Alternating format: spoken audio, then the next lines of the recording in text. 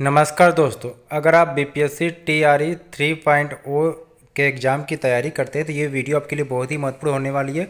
बहुत सारे ऐसे स्टूडेंट हैं जिनकी ये समस्या थी कि हम पेपर में कहाँ से पढ़ें जहाँ से क्वेश्चन पूछे जाते थे। यहाँ पर प्रूफ के साथ आपको दिखाया गया है कि जो क्वेश्चन टीआरई 3 में आपसे पूछा गया था, जो पेपर कैंसिल हो गया था, वो क्वेश्चन कहाँ से थे। ठीक है, यहाँ पर प्रूफ के साथ आपको दिखाया जा रहा है। आप स्क्रीन पर देख पा रहे हो कि ये आपके क्या है, एसएसटी में सोशल साइंस में ये जो क्वेश्चन आपसे पूछा गया था ये आपके एनसीईआरटी की बुक में दिया हुआ था। ठीक है, यहाँ पर एनसीईआरटी की बुक का पेज यहाँ पर दिया गया है, प्रूफ के साथ आप दे सकते हैं। कौन सा क्वेश्चन था यहाँ पर देखते हैं। ठीक है, देखिए आपके पेपर में सोशल साइंस के पेपर में एसएसटी में आपसे पूछा गया था कि दक्षिण अफ्रीका में महात्मा गांधी किस स्थान से कार्यकर्ताओं की मार्च यात्रा का नेतृत्व कर रहे थे। ठीक है, तो यहाँ पर ऑप्शन दिया हुआ था, ए दिया हुआ था न्यू कैसल से डरबन तक, दूसरा है न्यू कैसल से ट्रांसवाल तक, सी दिया था डरबन से ट्रांसवाल तक। तो इसका जो राइट आंसर यहाँ पर हो जाएगा ये ऑप्शन बी हो जाएगा, न्यू कैसल से ट्रांसवाल तक। प्रूफ के लिए आप यहाँ पर एनसीईआरटी की बुक देख सकते हैं, यहाँ पर सब आपको बता दिया जाएगा कि ये जो है किस एनसीईआरटी की क्लास के बुक में दिया हुआ है। ठीक है, तो पहले इसके आंसर को देखते हैं। देखिए यहाँ पर क्या है, जैसे आपने देखा कि एनसीईआरटी किताबों में जो चित्र दिया रहता है वहाँ से भी क्वेश्चन पूछ दिए जाते थे। यहाँ पर देखिए चित्र के क्वेश्चन पूछे गए हैं। ये कौन सा चित्र था कि दक्षिण अफ्रीका में भारतीय मजदूर, ठीक है, फोक्स फोक्स से गुजर रहे थे। ठीक है, और ये है घटना है 6 नवंबर 1913 की है। और यहाँ पर दिया हुआ क्या दिया हुआ है, न्यू कैसल से ट्रांसवाल की ओर बढ़ रहे इस जुलूस में महात्मा गांधी मजदूरों का नेतृत्व कर रहे थे। जब जुलूस को रोका गया और गांधी जी को गिरफ्तार किया गया तो हजारों मजदूर अश्वेतों के अधिकारों का हनन करने वाले नस्लभेदी कानूनों के खिलाफ सत्याग्रह में शामिल हो गए हैं। ठीक है, तो ये देखिए यहाँ पर सीधे सीधे आंसर यहीं से पूछ लिया गया था।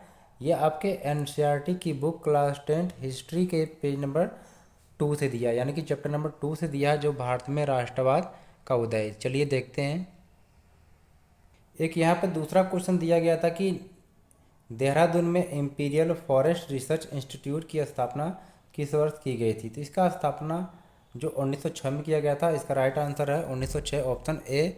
यहाँ पर आप देख सकते हैं कि आपके एनसीईआरटी बुक क्लास 9 के हिस्ट्री में यहाँ पर साफ साफ दिया हुआ था। दिया है क्या है कि इंपीरियल फॉरेस्ट रिसर्च इंस्टीट्यूट की स्थापना 1906 में देहरादून में हुआ था। देखिए यहाँ पर नाम भी दिया है देहरादून। हो सकता है कि नेक्स्ट पेपर में आपसे देहरादून पूछ लिया जाए। ठीक है, कि कहाँ पर हुआ था।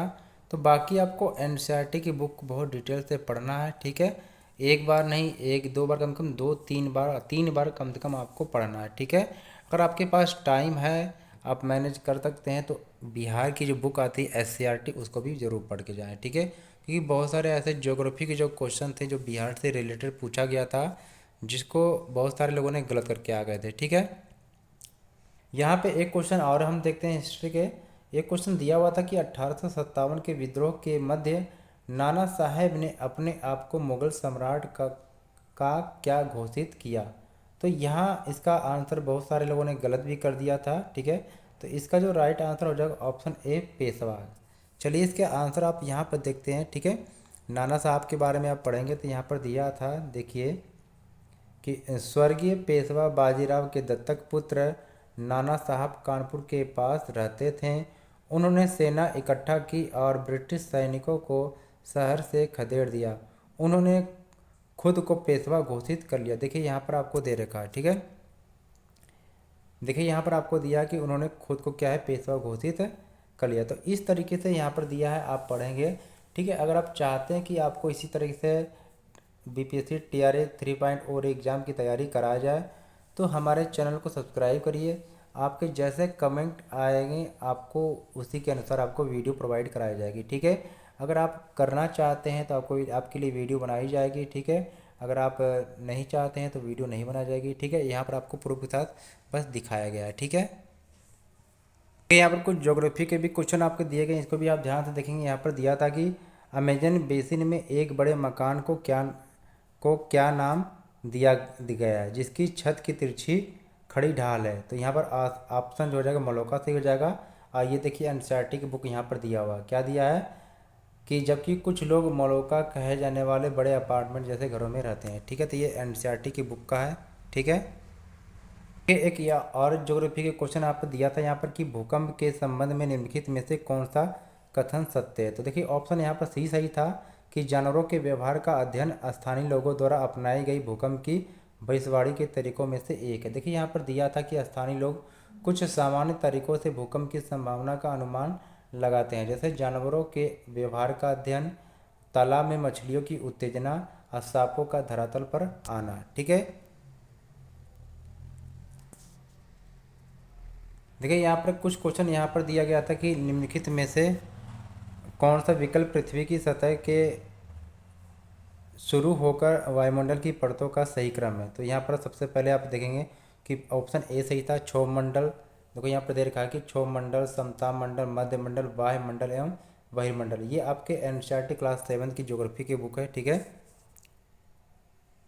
एक और क्वेश्चन आपको यहाँ पर देखने को मिलेगा कि आकार और माप में समानता के कारण किस ग्रह को पृथ्वी का जुड़वा ग्रह माना जाता है।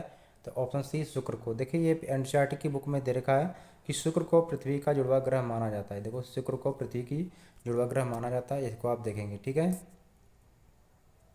और क्वेश्चन जो दिया हुआ था यहाँ पर देखेंगे कि महासागरीय, ठीक है, कि महासागरीय परपटी के मुख्य खनिज घटक क्या हैं। तो यहाँ पर ऑप्शन सी सही था कि सिलिका और मैग्नीशियम। इसका आंसर आप देखेंगे प्रूफ के साथ।